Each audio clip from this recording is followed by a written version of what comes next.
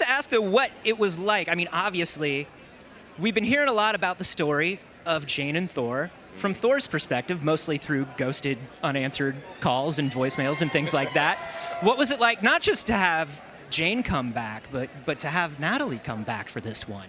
Fantastic. I started this journey with Natalie 11, 12 years ago, and Taika pitched this story to me a few years ago, and I was thrilled and excited, but mostly to work with Natalie again. She's a dear friend and incredibly talented, and I love what she had done in the previous films.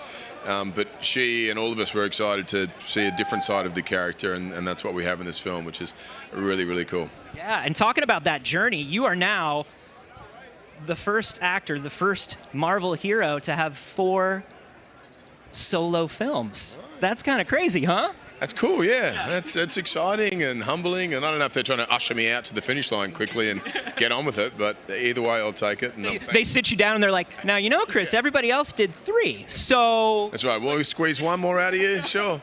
Look, I've loved every step of this journey, and each time I do a Marvel film, I think this is the last one, and not for me, but I think someone's going to be sick of me, and to be asked back again and again, and to be here with 8 or 9 films now with Marvel is a dream. So. Well, we saw a real shift in Thor around in Ragnarok, and it seems like you get to have a lot of fun with these. Absolutely. And look, each film we got the opportunity to do something very different, and that comes from working with different directors, having a different story, different scripts.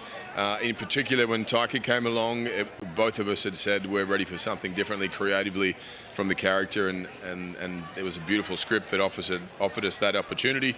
But he is a master at sort of misdirection, and just when you think you have a grasp on what's happening, he'll change it and give you something else, and that's what makes there's a sort of unpredictable nature to his storytelling across all of his films. But in my experience with the Marvel films that we've done together has just been unlike anything else I've done.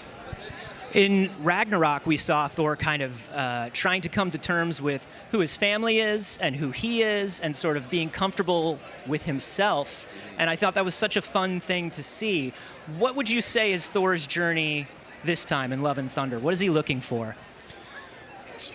Without giving too much away, it's a journey of self-discovery.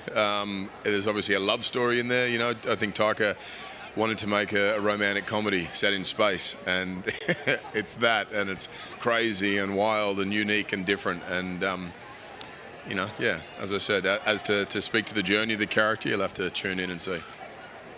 Well, we cannot wait to see it. We cannot wait for everybody else to see it. Chris Hemsworth, thank you so much for joining us. Thank you very much. Thank you very much for having me. Excited for you all to see it. Have a great night.